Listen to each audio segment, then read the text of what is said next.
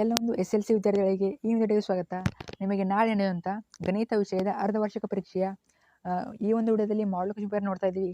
So ಇಲ್ಲಿರೋ ಮಾಡಲ್ question paper very important. ಯಾಕಂದರೆ ಇಲ್ಲಿ ಯಾವ ರೀತಿ ಪ್ಯಾಟರ್ನ್ ಮೇಲೆ ಕ್ವಶನ್ ಕೇಳಿದರೆ ಸೊ ನಾಳೆ ಅದೇ ರೀತಿ ಕ್ವಶನ್ ಆದರೆ ಇರ್ತದೆ. ಜಸ್ಟ್ ಅಂಕಿಗಳು ಚೇಂಜ್ ಆಗುತ್ತವೆ ಅಷ್ಟೇ, ಕ್ವಶನ್ ಮಾತ್ರ ಸೇಮು. ಸೊ ತಪ್ಪದೆ ವಿಡಿಯೋನ ಸ್ಟಾರ್ಟಿಂದ ಎಂಡ್ವರೆಗೆ ನೋಡಿ, ನಿಮಗೆ ತುಂಬ ಹೆಲ್ಪ್ ಆಗ್ತದೆ. Very important video. ಸೊ ಕೊನೆವರೆಗೆ ನೋಡಿ. ಹೊಸದಾಗಿ ಯಾರು ಚಾನಲ್ಗೆ ವಿಸಿಟ್ ಮಾಡಿದ್ರೆ ತಪ್ಪದೆ ಚಾನಲ್ನ ಸಬ್ಸ್ಕ್ರೈಬ್ ಮಾಡ್ಕೊಳ್ಳಿ. ಯಾಕೆ ಸಬ್ಸ್ಕ್ರೈಬ್ ಮಾಡ್ಕೊಂಡ್ರೆ ನಾನು ಇದೇ ರೀತಿ ಮ್ಯಾಥ್ಸ್ ಆದಮೇಲೆ ಸೈನ್ಸು, ಸೋಷಿಯಲ್ ಸೈನ್ಸು, ಸೊ ಎಲ್ಲ ವಿಷಯಗಳ ಇಂಪಾರ್ಟೆಂಟ್ ಕ್ವೆಶ್ಚನ್ ಕೊಡ್ತಾ ಇರ್ತೀನಿ.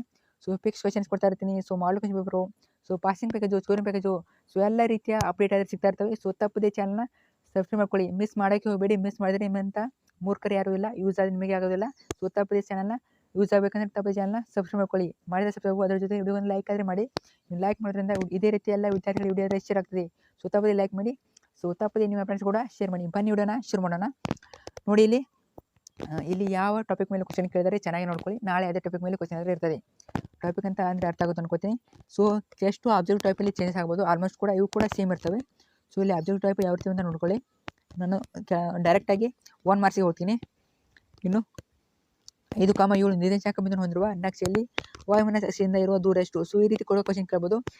ಈಗಾಗಲೇ ಹಲವಾರು 2 ಕ್ವಶನ್ ಪೇಪರ್ನ ಅಪ್ಲೋಡ್ ಮಾಡಿದ್ದೀನಿ. ಸೊ ಅವೆರಡು ಕೂಡ ನೋಡ್ಕೊಳ್ಳಿ. ಸೊ ಅಲ್ಲಿ ಇರೋ ಕ್ವಶನ್ ಕೂಡ ತುಂಬ ರಿಪೀಟ್ ಆಗ್ತದೆ. ಸೊ ತಪ್ಪದೆ ನೋಡ್ಕೊಳ್ಳಿ. ವಿಡಿಯೋ ಈಗಾಗಲೇ ಅಪ್ಲೋಡ್ ಮಾಡಿದ್ದೀನಿ, ತಪ್ಪು ಚಾನಲ್ ಇವೆ, ತಪ್ಪದೆ ನೋಡ್ಕೊಳ್ಳಿ, ತುಂಬ ಯೂಸ್ ಆಗ್ತದೆ. ಸೊ ತಪ್ಪದೆ ನೋಡ್ಕೊಳ್ಳಿ. ಸೊ ಇನ್ನು ನೆಕ್ಸ್ಟು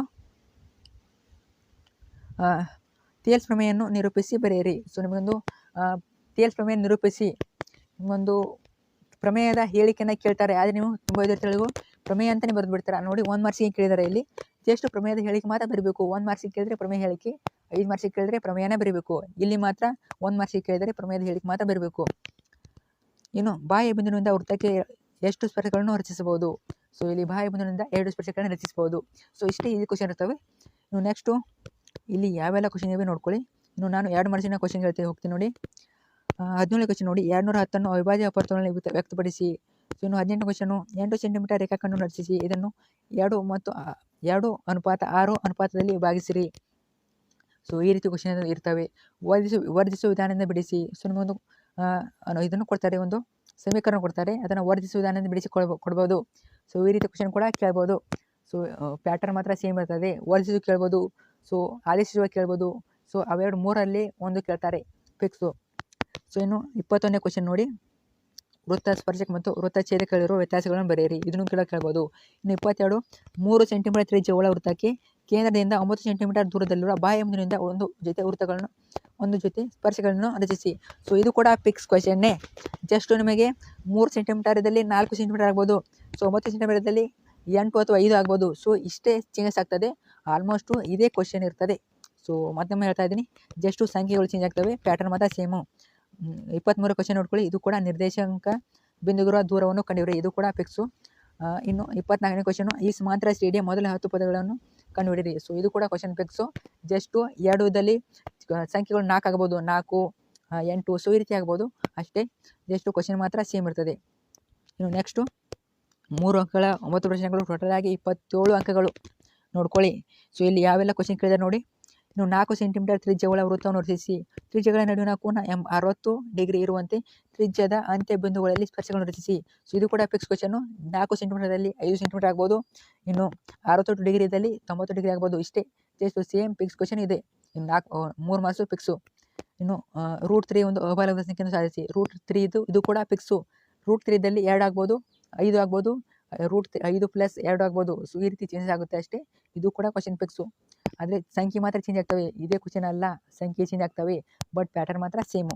ಇನ್ನು ನೆಕ್ಸ್ಟು ನೋಡ್ಕೊಳ್ಳಿ. ಮಸ ಕೇಳ್ಬೋದು, ಲಸ ಕೇಳ್ಬೋದು. ಸೊ 2ರಲ್ಲಿ ಒಂದು ಕೇಳ್ತಾರೆ. ಇನ್ನು 28ನೇ ಕ್ವಶನ್ ನೋಡಿ. 6,3 ಮತ್ತು 4,7 ಬಿಂದುಗಳ ಮಧ್ಯ ನಿರ್ದೇಶಾಂಕಗಳನ್ನು ಕಂಡುಹಿಡಿಯಿರಿ. ಸೊ ಇದು ಕೂಡ ಫಿಕ್ಸು. ಇನ್ನು 29ನೇ ಕ್ವಶನ್ ನೋಡಿ. ಬಾಹ್ಯ ಬಿಂದುವಿನಿಂದ ವೃತ್ತಕ್ಕೆ ಕೇಳಿದ ಸ್ಪರ್ಶಗಳ ಉದ್ದಗಳು ಸಮಾನವಾಗಿರುತ್ತವೆ.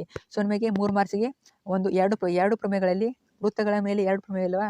ಸೊ 2ರಲ್ಲಿ ಒಂದು ಫಿಕ್ಸ್ ಇರ್ತದೆ, 3 ಮಾರ್ಕ್ಸಿಗೆ ಫಿಕ್ಸು.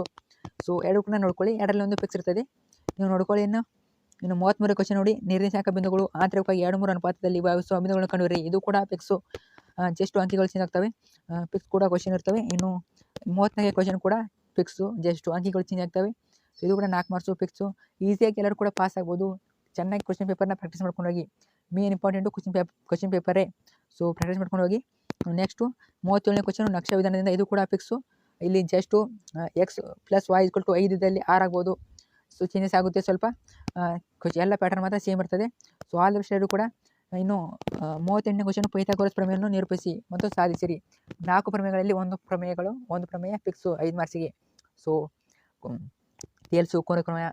ಸೊ 4 ಪ್ರಮೇಯಗಳಲ್ಲಿ ಪೈಥಾಗೋರಸ್ ಆಗಿರ್ಬೋದು. ವೆರಿ ಇಂಪಾರ್ಟೆಂಟ್ ಅಂದರೆ 1ನೇದು ಮತ್ತು 4ನೇದು. 1ನೇದು 4ನೇದು ಅಂದರೆ 1ನೇದು ಬಂದ್ಬಿಟ್ಟು 4ನೇ ಬಂದ್ಬಿಟ್ಟು ಪೈಥಾಗೋರಸ್ ಪ್ರಮೇಯ, ಇನ್ನು 1ನೇದು ಬಂದ್ಬಿಟ್ಟು ತೇಲ್ಸ್ ಪ್ರಮೇಯ. ಸೊ ಎರಡರಲ್ಲಿ ಒಂದು ಫಿಕ್ಸು.